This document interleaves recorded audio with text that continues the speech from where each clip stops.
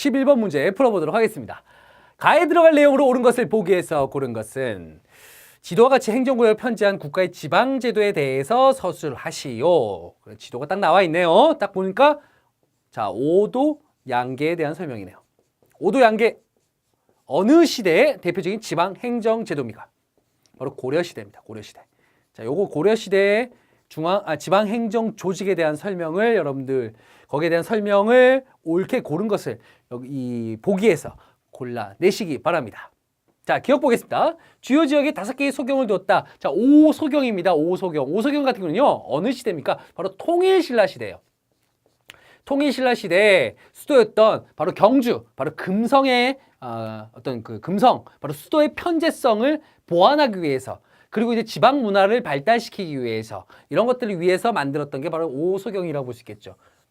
자, 니은 보겠습니다. 향촌 자치구역엔 유향소를 뒀다. 우리 유향소 많이 들어봤습니다. 어느 시대에? 바로 조선시대에 대한 내용이죠. 조선시대. 그쵸? 조선시대 대표적인 지방 사족들의 어떤 지방 향촌 기구라고 볼 수 있겠습니다. 네. 자, 그래서 기역과 니은은 아니네요. 자, 그럼 정답은 디귿과 리을인데 한번 보겠습니다. 그래도 각도를 감찰하기 위해서 안찰사를 파견하였다. 각도 감찰을 위해서 안찰사. 자, 여러분들 우리가 관찰사는 많이 들어봤어요. 관찰사는 뭡니까? 관찰사는 조선시대예요. 그렇죠? 조선시대의 도지사라고 볼 수가 있겠고요. 안찰사는 고려시대의 도지사라고 보면 되겠습니다. 자, 그래서 디귿은 맞는 내용이고요. 리을, 지방관이 파견되지 않는 속현이 주연보다 많았다고 합니다. 그렇기 때문에 고려시대는요, 중앙집권의 어떤 그런 모습이 완벽하게 이루어지지 않았다고 볼 수 있어요. 그게 완벽하게 이루어지지 않은 그런 중앙집권의 어떤 모습이 조선시대에 가서 이제 어느 정도 완성이 된다라고 볼 수 있겠습니다. 이때는 지방관이 지방 곳곳까지 파견되지 않았다라는 거예요. 그런 속현들이 많았다. 그러면은 파견되지 않은 속현은 누가 그 지역을 통제하고 다스렸을까요? 바로 그 지방의 어떤 토착 세력이라고 할 수 있었던 향리가, 지방 토착 세력이라고 할 수 있었던 향리가 바로 그 속현을 통제하고 다스렸다라고 이렇게 보시면 되겠습니다. 아시겠죠? 자, 그래서 리을이 정답이 되겠습니다. 그래서 디귿과 리을 정답 몇 번입니까? 5번이 되겠습니다. 12번 가겠습니다. 가다 학생이 발표한 사건을 일어난 순서대로 옳게 나열한 것은, 자, 후삼국 통일 과정이라고 나왔네요. 자, 어렵지 않은 부분도 있고 조금 어렵게 느끼는 부분도 있습니다. 왜냐? 여러분들이 좀 생소한 게 뭐냐면 바로 고려가 고창전투에서 승리했다. 이게 언제 있었는지 잘 몰라요, 여러분들이. 그렇기 때문에 이게 생소한 거예요.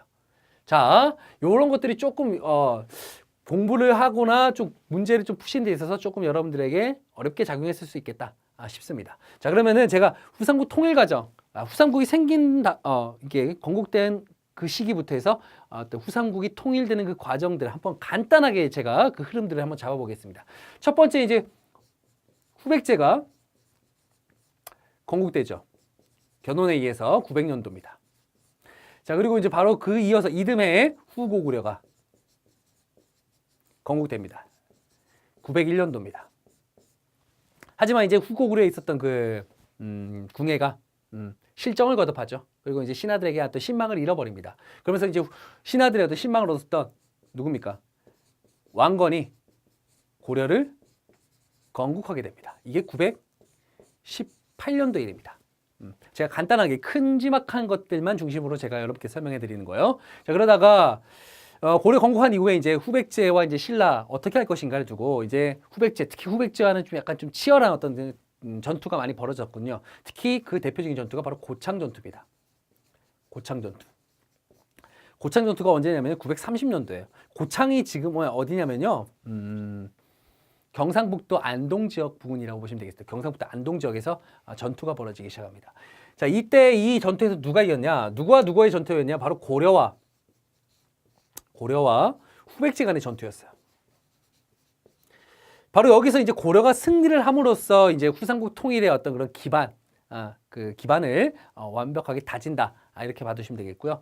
자, 이후에 이제 935년도에 이제 신라가 항복을 합니다. 신라 마지막 왕이었던 경순왕이 고려 왕건에게 항복을 선언하게 되죠. 그게 935년도고요. 옆에 쓰겠습니다. 그 다음에 이제 후백제가 그 다음에 멸망하게 되죠. 요게 936년도입니다. 뭐 후백제 멸망 과정들까지도 여러분들 간단하게 보신다면은 당시 이제 견훤이 이제 셋째 아들을 이제 왕에 앉히려고 하니까 이제 첫째 아들이었던 신검이 아버지를 이제 김제에 있는 금산사에다가 이제 완전히 가둬놓고는 이제 누구랑 태조 왕건이랑 이제 전투를 벌입니다. 이때 이제 견훤이 다 탈출해서 고려로 넘어가게 되죠. 그러면서 이제 마지막 이제 고려의 마지막 공격을 받아서 이제 후백제가 완벽하게 이제 멸망되는 그런 모습들 여러분들 잘 기억해 두시기 바랍니다. 바로 이제 후삼국의 통일 과정입니다. 그러면 여러분들 요걸 딱 보신다고 한다면 정답은 크게 어렵지 않겠죠. 쉽게 찾아낼 수 있습니다. 자, 첫 번째가 뭐가 되겠습니까? 경순왕이 이게 첫 번째가 되겠죠. 고창조대에서 승리했다라는 게 첫 번째가 되겠고요. 두 번째가 경순왕이 이제 고려에 항복한 게 되겠고요. 후백제가 멸망했다. 마지막이 되겠습니다. 그래서 정답은 나가다가 뭐 어떻게 됩니까? 나가다. 정답은 3번이 되겠네요. 예, 정답 3번입니다. 13번 가겠습니다. 가에 들어갈 문화유산으로 옳은 것은 중급 문제들은요. 딱 정확하게 여러분 찝어줍니다. 애매모호하게 하지도 않아요. 정확하게 찝어줘요. 1477년. 이건 몰라도요. 어디입니까? 청주 흥덕사에서 금속활자로 찍어냈답니다. 그런데 책 이름이 딱 뭐냐면 책 이름을 다 그냥 보여줍니다. 네. 우리 청주에서 금속활자 딱 하면 여러분들 떠올리시는 게 뭡니까? 예, 1377년이라고 한다면 이제 또 고려시대예요. 그렇죠? 딱 알면은 고려시대 대표적인 금속활자 직지심체 요절. 이거 모르시는 분은 아마 없을 거라고 생각합니다. 있나요? 예, 일단은요. 정답은 4번이 되겠죠. 직지가 되겠습니다. 직지심체 요절. 자, 그래서 이게 쉬운 문제 1점짜리지 않습니까? 그죠? 일성록은 뭘까요? 일성록. 제가 그냥 간단하게 말로 설명해 드리겠습니다. 일성록 같은 경우는요. 조선 후기 왕들의 어떤 그런 일상생활에 적은 어떤 그런 기록물이라고 보시면 되겠어요. 국정 기록물. 그렇죠? 여기에 일성록이 되겠고요. 제왕후기 같은 경우는 이제 누구냐면 이승유라는 사람이 쓴 거거든요. 고려 후기 때에 쓴 오원시로 쓴 역사책이라고 보시면 되겠습니다. 시로 쓴 역사서예요. 시로 쓴 역사서. 요거는 이제 당시에 우리 고려 후기 때 상당히 이제 원 간섭기를 통해서 우리가 자주성이 많이 훼손을 입었거든요. 그 자주성을 다시 되살리자는 의미에서 이런 책을 썼습니다. 그러면서 이제 여기에다가는 우리 단군 조선에 대한 이야기도 여기에 서술되어 있다라는 거. 그것도 좀 알아두시면 좋습니다. 고려 후기 자주성 회복과 관련됐다. 정답은 아니고요. 자주성 회복과 관련됐다. 이렇게 봐두시면 되겠습니다. 자, 동사강목 보겠습니다. 동사강목은 이제 조선 후기 안정복이죠. 안정복. 조선 후기 때 안정복 역사학자가 요거를 동사 강목을 씁니다. 요거는 이제 우리 역사의 어떤 정통성을 확립하는 그런 계기를 마련했던 그런 역사서다라고 보시면 되겠고요.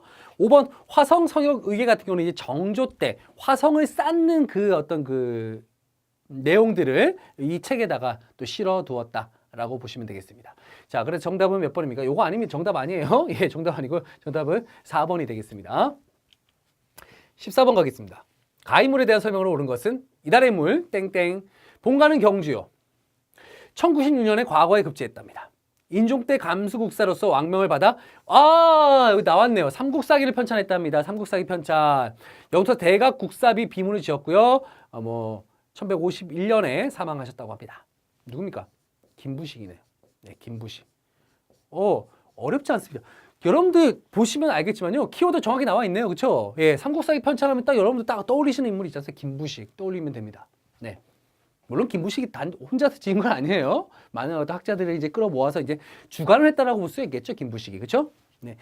자, 1번 가겠습니다. 망권당에서 원외 학자들과 교류했다. 망권당. 자, 이거는 이제 원 간섭기 때의 모습인데요. 요 왕권당을 지은 건 이제 충선왕 때. 충선왕 때 이제 이 망권당에서 이제 원외 학자들과 이제 교류했다라는 그런 기록이 남아 있습니다. 여기에 이제 뭐 대표적인 학자라고 한다면 이재현이라고 볼 수 있겠죠. 이재현. 그렇죠? 이재현 같은 학자들을 또 볼 수가 있습니다. 자, 외구의 근거지인 대마도를 정벌했다. 자, 대마도 정벌이라고 하면은 여러분들 이제 세종 때 세종이 이종무 장군을 시켜서 대마도를 정벌하였다. 이런 내용만 알고 계십니다. 하지만 고려 말에도 있습니다. 고려 말에 박위 장군이 대마도를 정벌하기도 했고요. 또 세종 때 이종무 장군이 바로 대마도를 정벌했습니다. 3번 불시자편을 통해 불교를 비판했다. 이건 누굽니까? 바로 정도전에 대한 내용이죠. 정도전. 그렇죠? 정도전. 불시자편 정확히 어떤 책이에요? 불시, 부처 아저씨. 예. 말 그대로 불교를 까는 내용이에요. 예. 부처 아저씨 잡변 그만 들어놓으세요. 잡소리 그만하세요. 이런 자 불교에 대한 어떤 상당히 비판적인 내용을 실었다고 볼 수가 있겠습니다. 정도전입니다. 정도전은 고려 말에서 조선 초, 그렇죠? 조선 건국의 어떤 설계자라고 볼 수 있겠죠. 4번 묘청 등이 서경에서 이렇게 나는 진화파였다. 자 묘청 같은 서경파들이 서경에서 나름대로 새로운 어떤 대위국이라고 하는 반란의 어떤 그런 모습을 보이자 진부식이 데리고 온 관군에 의해서 진압되었다라는 거. 묘청에만 공부하셨다면은 분명히 김부식이 진압했다라는 걸 분명히 아실 수가 있는 그런 문제입니다. 5번 화통도감을 설치하고 화약과 화풀을 제작하였다. 이는 고려 말에 누굽니까? 최무선입니다. 최무선. 여기에 더 한 발 나가자면 최무선 같은 경우는 이제 이런 화약과 화풀을 제조함과 동시에 이제 외국 격퇴에 이제 또 선봉 역할을 또 하게 되죠. 그러면서 이제 대표적인 또 전투라고 한다면 진포 싸움이죠. 진포 전투. 네, 이때 엄청난 왜구들이 또 물리치는 그런 모습을 보여주었습니다. 자, 13번의 정답은요. 4번이 되겠습니다. 15번 가겠습니다. 다음 가상뉴스에서 보도하고 있는 사건이 일어난 시기를 연표해서 옳게 고른 것은. 이거 되게 어려울까요? 매우 쉬운 문제. 네, 2점이지만 거의 1점에 가까운 문제. 왜냐하면요. 공주 명학소의 망이망소가 난을 일으켰다고 합니다. 이거 자 언제 일어난 난입니까? 무신정권 때 일어났던 난이에요. 무신정권 때. 무신정변 이후 무신정권이 이제 수립되자 바로 이제 그 무신들 하위 관직에 있었던 이 무신들이 말 그대로 쿠데타를 일으킨 거잖아요. 많은 백성들이 나도 충분히 세상을 뒤집어 엎을 수 있다. 그러면서 하층민들의 반란이 아주 많이 끊임없이 발생했던 시기가 바로 이 무신정권 시기입니다. 자, 이때 망이망소가 난을 일으켰다. 자, 그렇기 때문에 여러분들 뭡니까? 예, 바로 무신정권 때 이후. 바로 무신정권은 무신정변 이후라고 보시면 되겠죠. 무신정변 이후. 그렇기 때문에 언제 답은 정답이 다가 되겠죠. 쉽게 찾아낼 수 있겠습니까? 예, 맞습니다. 3번이 되겠죠. 다른 거 안 보셔도 됩니다. 예. 16번 가겠습니다. 또 무신정권 때 시기의 모습을 또 찾아내는 문제네요. 무신집권기 주요 기구입니다. 주요 기구. 보겠습니다. 기구명. 중방. 고위무신들의 회의기구입니다. 원래 중방이라고 하는 건요, 이제 도병마사라고 하는 거는 이제 문신들의 어떤 그 기구라고 한다면, 바로 그 도병마사 밑에 바로 이 중방이라고 하는 무신들의 기구가 있었어요. 사실상 어떤 뭐 결정권이 전혀 없던 그런 기구입니다. 하지만 무신들이 결국은 문신들을 깎아내리고 결국 쿠데타를 일으켜서 결국 문신들을 죽이고 자기들이 정권을 잡았지 않습니까? 그러다 보니까 자기들의 원래 기구였던 중방이 최고 회의 기구가 되는 거죠. 자, 요게 이제 언제? 바로 최충원 때 가서 그 최고 회의 기구가 중방에서 교정도감으로 변합니다. 이건 언제입니까? 바로 최충원 때라고 보시면 되겠죠. 최충원 때. 그래서 국정을 총괄하는 최고 기구로 바로 교정도감이 설치되게 된다. 자, 그러다가 이제 정방이 또 설치가 되는데 정방은요 뭐냐면 인사기구예요. 인사기구. 요거 정방 뭔지 알면 정확히 아시죠? 인사기구. 언제 만들어졌어요? 바로 최충원의 아들이었던 최우 때 만들어졌던 인사기구입니다. 정확하게 얘기하면요, 인사라고 하는 건 사람을 뽑는 거예요. 사람을 뽑는 건데 이게 이제 뭐 왕의 뭐 재가를 받아서 뭐 사람을 뽑냐? 뭐 인재를 뽑냐? 아니죠. 밀실정치 있잖아요. 밀실정치. 자기들 최후 집에 딱 모여가지고는 그 안에서 사람을 다 뽑은 다음에 마지막 왕에게 나 이렇게 뽑았는데 빨리 도장 찍어주시오. 거의 뭐 이런 식이었다라고 볼 수 있겠죠. 네. 자, 그래서 정방 인사기구인데 바로 인사. 정답 바로 나왔네요. 3번이네요. 최우가 설치한 인사 행정 담당 기구다. 자, 그런데 이게 여러분 더 추가해서 설명드리자면요. 이것도 알아두시면 좋습니다. 약간 좀 고급 스킬이 들어간 그런 부분인데 공민왕 때 왕권 강화 차원에서 바로 이 정방이 어떻게 됩니까? 폐지가 되죠. 이런 것들 하나 또 추가해서 여러분들 좀 알아두시면 좋습니다. 자, 법률과 소송을 관장하는 기구. 자, 법률, 뭐 소송, 형법 이런 거 같은 거는 이제 형부라고 하죠. 육부 중에서 고려 시대를 얘기하는 거니까요. 육부 중에서 형부에 대한 내용입니다. 형부. 우리가 이형, 예병, 형공 하지 않습니까? 그렇죠? 우리가 이제 고려 시대 고려 시대 육부라고 했지만 조선 시대 가면 육조라고 하죠. 이호, 예병, 형공. 그렇죠? 예. 똑같습니다. 네. 바로 형부. 조선시대 형부도 역시 법률과 소송, 뭐 형법 이런 거 관련됐다 보시면 되겠고요. 곡식의 출납 및 회계 담당 기구, 회계 담당 기구라고 한다면 고려의 삼사입니다. 삼사. 자, 여기서 이제 동음이의어가 나옵니다. 동음이의어. 삼사, 고려시대 삼사는 주로 회계 담당 기구였다고 한다면 조선시대 삼사는 네, 왕권 견제와 그다음에 관리 감찰과 관련됐다. 이렇게 받으시면 됩니다. 뭐 읽을 땐 똑같지만 그 의미는 다르고 거기에 대한 내용은 다르다. 이렇게 봐두시면 되겠고요. 4번 역사서의 편찬과 보관을 담당한 기구. 이거는 조선 때의 춘추관이라고 보시면 돼요. 춘추관. 네, 춘추관입니다.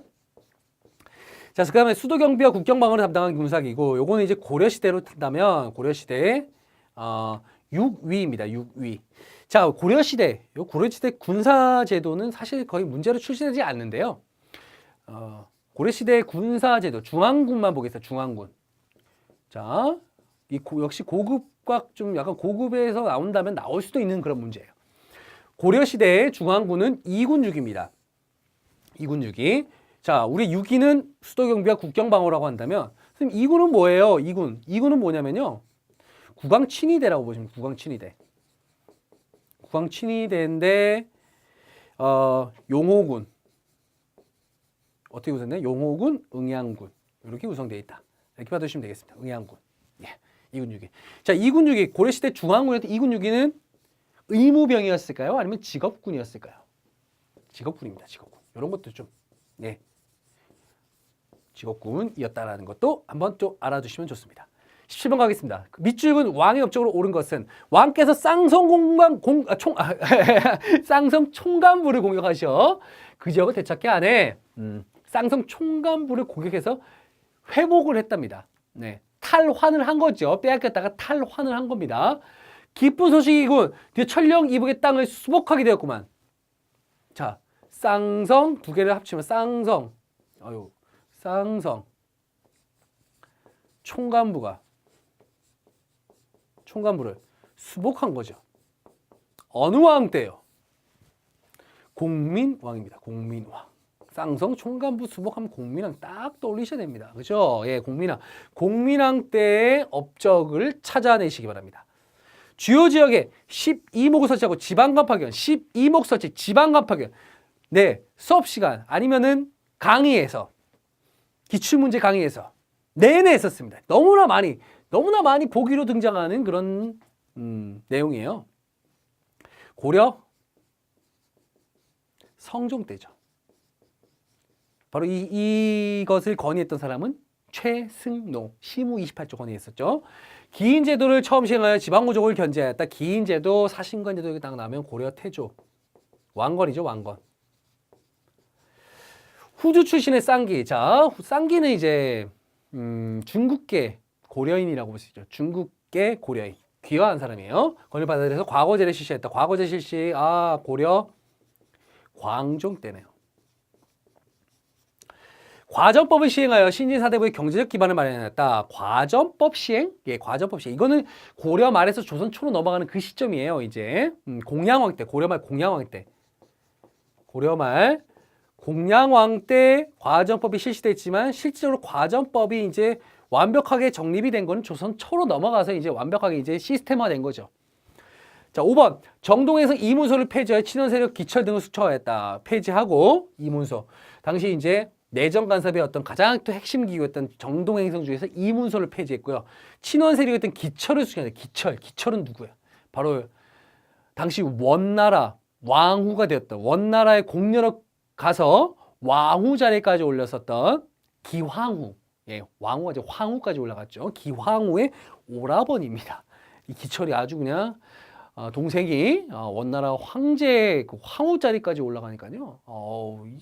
완전히 뭐 기고만장합니다. 왕한테 막 개기고, 예, 그러면 그런 모습까지 가니까 이제 이런 세력들을 제거한 거죠. 이게 바로 공민 왕 때의 모습이다라고 보시면 되겠습니다. 18번 가겠습니다. 밑줄금 불탑으로 오른 것은 이런 것도 아마 좀 어렵게 생각하시는 분들이 계십니다. 많은 찾아내시면 쉽게 찾아낼 수 있습니다. 세조는 조카인 단종을 몰아내고 왕이 올랐어. 단종을 몰아내고 왕이 올랐죠. 뭡니까? 계유정난이죠. 계유정난. 이 개유정난, 개유년에 있었던 정치적 변란, 이 개유정난을 통해서 단종을 결국 쫓아내고요. 자기가 왕에 올랍니다. 수양대군이었죠. 자, 그런데요. 바로 이 사실 하나 얘기하자면은 이 조선시대는요. 불교를 숭상합니까? 아니죠. 유교를 숭상합니다. 숭유억불 정책을 써서 숭유억불. 유교를 숭상하고 불교를 억제한다. 그래서 왕들도 사실은 불교 사찰에 이런 갈 때마다 사실 신하들 눈치를 조금씩 봅니다. 예, 봤다라고 볼 수 있습니다. 그런데 이 세조는요, 이 불교를 너무 사랑했어요. 예, 너무 사랑한 나머지 강경도관 같은 거를 설치하고요, 불경도 간행하고요, 불탑도 세우면서 나 이럴 건데 나 어쩔 거야 나도 막 이러면서 이제 나름대로 이제 불교 정책을 불교에 대한 어떤 정책을 계속 꾸준히 펼쳐나갔던 왕 중에 하나가 바로 이 세조라고 보시면 되겠습니다. 자, 세조 같은 경우는 이제 그 자기 궁궐 앞에다가 어떤 사찰을 지냐면요, 원각사라는 사찰을 짓습니다. 원각사라는 사찰을 짓고는 거기다가 이제 불탑까지 세우게 되고요. 또 더 나아가서 여러분들 그 팔만대장경 있죠. 팔만대장경이 사실은 원래 어디 있었냐면요, 강화도에 있었어요. 근데 강화도에 있으면 자꾸만 이제 외침을 받아서 이게 또 팔만대장경이 또 어떻게 될지 몰라. 그래갖고 이제 아주 내륙 안쪽으로 이제 들여놓게 됩니다. 그래서 지금의 이제 합천 해인사에 지금 팔만대장경이 보관돼 있다라고 보시면 되겠습니다. 자, 이렇게 보시면 되겠고, 원각사. 자, 그렇기 때문에 조선 초기 때, 조선 전기 때 대표적인 불탑이라고 한다면 여러분들 뭘 떠올리시면 되냐면 바로 4번이죠. 원각사지 10층 석탑. 이거 하나만 떠올리시면 돼요. 이게 조선시대, 특히 세조하고 연결되는 이런 문제들 너무나 많이 나오고 있어요. 네. 원각사지 10층 석탑. 자, 약간 뭔가 좀 스산한 그런 느낌도 들지 않습니까? 네. 요게 뭐냐면요, 여러분들 그거 아실 거예요. 고려시대 불탑을 딱 보시면은 경천사지 10층 석탑이, 요것도 잘 보셔야 돼요. 요거 아마 연관돼서 문제가 나올 수 있습니다. 경천사지 10층 석탑이 있어요. 요거는 고려말 누구의 영향입니다? 원의 영향을 받았어요. 원의 영향.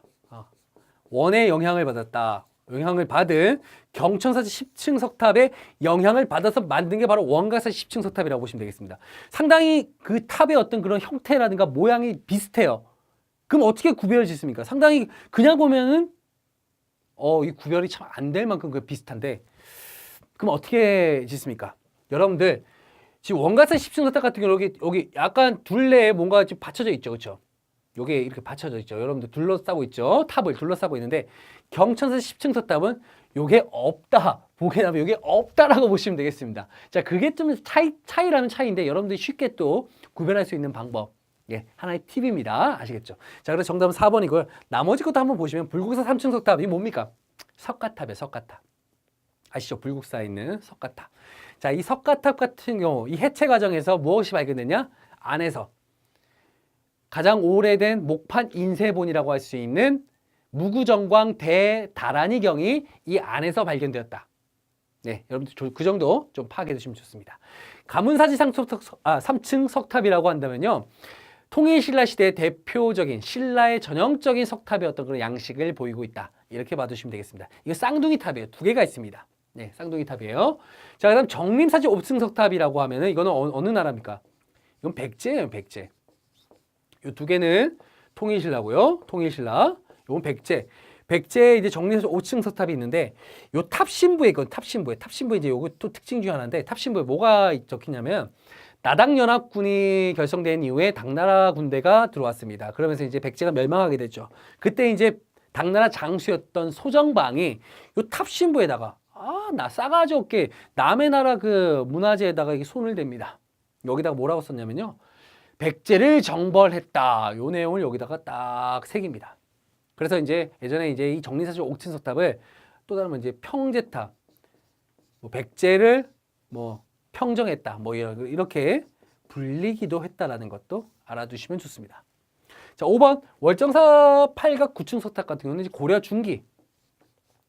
중기의 대표적인 석탑의 모습이다. 이렇게 받으시면 되겠고요. 자, 18번의 정답은 4번이고요. 19번 가겠습니다. 다음 서원에 대한 설명으로 옳은 것은 백운동 서원이라고 하고요. 이 서원은 중종 때 풍기군수였던 주세붕이 당시 이제 우리나라에 처음으로 성리학을 들여왔었던 안양을 기리기 위해서 설립합니다. 안양이라는 사람은 바로 이제 우리나라 고려 말에 우리나라에 처음으로 이제 성리학을 보급한 인물이라고 볼 수가 있겠죠. 이 안양을 기리기 위해 설립하였다라고 나왔습니다. 자, 이 서원에 대한 설명을 옳은 것은 백운동 서원입니다. 우리가 최초의 서원이에요. 최초의 서원인데 이 백운동 서원 같은 경우는 이제 나중에 뭐가 됩니까? 바로 사액서원이 됩니다. 사액서원. 네, 여러분들 사액서원 이런 거 나오면은 무슨 말인가 헷갈리시는 분인데 사액서원은 뭐냐면요. 자, 그러니까 간판이죠. 액자, 간판을 하사한다라는 거죠. 그러니까 왕이 직접 쓴 서원 이름을 쓴 왕이 직접 서원 이름을 쓴 간판을 직접 왕이 내려주는 거예요. 자, 요걸 사액서원이라고 한다라고 제가 말씀드렸습니다. 이런 사액서원이 되면요, 뭐 노비들도 하사하고요, 토지도 하사하고요, 뭐 면세, 면역, 세금도 안 내고요. 그 다음에 여기 역도 짊어지지 않습니다. 이런 혜택들이 많다라는 거죠. 이게 이제 조선 후기에 오면 엄청나게 많아요. 1000여 개 이상이 되니까, 그러니까 이제 나중에 근대 가면 이제 흥선대원군이 뭡니까? 이 바로 서원들을 철폐하고자 했다는 거죠. 왜냐하면 이런 과정 속에서 그 주변에 있던 백성들이 상당히 많은 고통을 겪었기 때문입니다. 아시겠죠? 그래서 백운동 서원, 사액서원. 사액서원화 되면서 이름이 바뀌어요. 예, 사액서원. 뭘로 바뀌냐면 소수서원이라고 하는 이름으로 바뀐다. 이렇게 받으시면 되겠어요. 그래서 백운동 서원이라고 하기도 하지만 또 다른 말로 소수서원이라고 하기도 한다는 거죠. 그래서 정답이 몇 번입니까? 최초의 사액서원이었다. 이게 바로 정답이 되는 거예요. 최초의 서원이면서 최초의 사액서원이에요. 전문강제로 칠제를 두었다. 칠제, 전문강제 칠제. 요거는요, 언제 하면 국자감입니다. 국자감. 고려시대 국자감. 고려시대. 이게 뭐냐면요, 3번하고 연결될 수 있는 문헌공도로 불리기도 했다. 문헌공도는 이제 당시 최충의 사학이에요. 사학. 최충이라고 하는 고려 중기입니다. 고려 역시 고려 중기. 고려 중기 때 최충의 사학이라고 불렸던 것이 문헌공도. 최충을 뭐라 불렀습니까? 해동공자라고 불렸습니다. 이 최충의 문헌공도 딱 가면, 이 사학에 딱 가면은, 야, 이 뭐 과거 합격은 아주 그냥 따놓은 당상이야. 여기 최충이 이제 뭘 설립했냐면 구제학당. 9개 전문 강좌를 뒀다는 거예요. 9개 구제학당. 자, 이걸 한번 좀 지금과 비교해서 제가 설명을 드린다면은, 여러분들 뭐 최충의 뭐 구제학당 같은 경우는 이제 뭐 메가땡땡, 이땡땡, 그쵸? 이땡스, 메가스땡스, 예, 뭐 이런 것들, 예, 이런 어떤 사학의 어떤 메카라고 볼 수 있어요. 사학의 메카가 바로 이 최충의 문헌공도 구제학당이라고 볼 수가 있고요. 이렇게 이제 사학이 융성해지자, 고려 중기 사학이 융성해지자, 이거 안 되겠다. 우리가 사교육이 막 들끓어오르면 어떻게 합니까? 공교육 강화라고 하는 정책을 펼치게 되죠. 바로 이 칠제라는 것도 바로 공교육 강화 차원에서 구제학당에 맞서기 위해서 이제 7개 전문 강좌를 두었다라고 볼 수가 있겠습니다. 자, 그 다음 4번. 유학부와 기술학부가 있었다. 이건 뭡니까? 이 국자감이에요. 이것도 국자감. 고려시대 대표적인 고등교육 기관이라고 할 수 있는 국자감이 있고요. 그 다음에 양형고라고 하는 장학재단을 두었다. 자, 칠제. 국가에서는요, 이 공교육, 이 바로 이제 관학진흥을 위해서, 당시에는 관학진흥이라고 표현합니다. 관학진흥을 위해서 칠제를 설치하고요. 야, 너희들 말이야, 이런 거에 들어오면은, 장학금도 줄게. 그래서 양형고라고 하는 장학재단도 설치하기도 합니다. 고려 예종 때 모습이에요. 자, 뭐 나머지는 다 고려 시대의 어떤 그런 교육과 관련된 내용이기 때문에 정답은 1번이 되겠습니다. 20번 가겠습니다. 자, 검색창에 들어가 전투로 오른 것은, 내용을 한번 보시겠습니다. 1592년 7월 이순신 장군이 이끄는 조선 수군이 일본 수군을 대파한 전투로 견내량에 머물던 적군을 주변 바다로 유인한 뒤 하깃진 전술을 펼치다. 학이 탁 날개를 펼치는 하깃진 전술로 물리쳤고요. 이 전투로 조선 수군은 제해권 바다의 어떤 그런 바다를 점령했고요. 그 지역에 남해 일본의 수륙 병진 계획을, 자, 바다와 육지로 같이 함께 돌진하는 수륙 병진 계획을 좌절시킨 전투. 이게 무슨 전투예요? 한산도 대첩이에요. 한산도 대첩. 자, 이순신 당시에 이제 그 수군의 어떤 활약들, 이순신 장군을 필두로 한 수군의 활약들을 간단하게 그 순서를 한번 좀 적어 보겠습니다. 처음에 이제 1592년에 이제 임진왜란을 발발한 다음에 당시 이제 옥포해전이 발생했죠. 옥포해전에서 이제 일본군을 물리치고요. 그런 다음에 이제 한산도 대첩을 통해서 한산도 대첩을 통해서 바로 남해 제해권, 해상권을 완전히 장악해버리고요. 그 다음에 수륙 병진 정책을 좌절시킵니다, 일본에. 자, 그 이후에 이제 일본이 제대로 자기 뜻대로 이게 이루어지지 않자, 휴전을 합니다. 물론 휴전 과정에서 좀 많이, 일본의 어떤 과다한 요구들, 이 일본 놈들의 쪽발이들의 어떤 과다한 요구가 있었죠. 자, 그 다음에 휴전 후에 일본이 거기에, 받아들이지 않자 다시 전쟁을 일으킵니다. 정유재란이죠. 이건 1597년도입니다. 정유재란 때 이후에 바로 이제 또 이순신 장군 나왔죠. 최근에 영화로 나왔었던 명량. 신에게는 아직 12척의 배가 남아 있습니다. 예, 바로 명량입니다. 명량. 명량해전에서 승리를 거뒀고요. 그리고 노량해전에서 바로 이순신 장군이 전사를 하게 됩니다. 장군이 전사를 하게 되죠. 요 간단한 순서예요, 해전. 그쵸? 예, 요것들 좀 파악해 두시면 되고요. 여기서 이제 정답은 바로 이 한산도 대첩이 정답이 되겠습니다. 노량해전은 이제 이순신 장군이 이제 돌아가셨던 그 해전이고요. 진포 대첩이라고 한다면요. 우리 앞에서 제가 여러분께 언급해 드렸습니다. 바로 이제 고려 말 왜구의 침입 때 최무선이 왜구를 격퇴했던 그 대표적인 왜구 격퇴입니다. 왜구 격퇴. 누굽니까? 예, 고려 말 최무선. 자, 기벌포 전투는 기벌포, 매소성 전투. 기벌포는요, 이제 지금은 이제 군산 지역이거든요. 군산 지역. 이건 나당 전쟁 때 신라가 통일하는 과정에서 당나라와 당나라의 수군을 물리쳤던 그 전투가 바로 기벌포 해전이라고 보시면 되겠고요. 칠전장 해전 같은 경우는 이제 정유재란 전에 바로 이제 일본 수군에게 대파한 게 아니고 대패했던 전투가 바로 칠전량 해전이라고 볼 수 있겠습니다. 자, 그래서 20번의 정답은 5번이 되겠고요. 이렇게 해서 20번까지 문제 풀어봤습니다. 바로 이제 이어서 21번부터 함께 또 문제 풀어보도록 하겠습니다.